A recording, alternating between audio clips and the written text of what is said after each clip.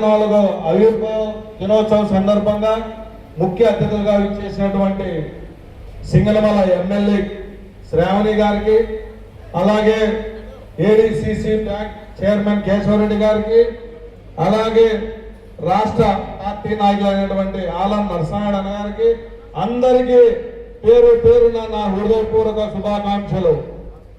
Telugu Desam party ఏ టైంలో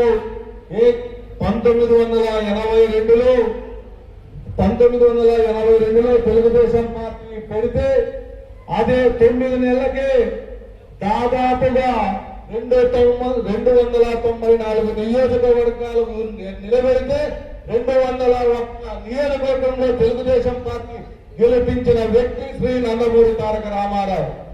అలాంటి పెట్టిన పార్టీ ఈ రోజుకి స్థిరస్థాయిగా చెక్కు చెదరపోకుండా ఈ భారతదేశంలో ఒక కార్యకర్తలు ఉండే పార్టీ ఏదంటే తెలుగుదేశం పార్టీ.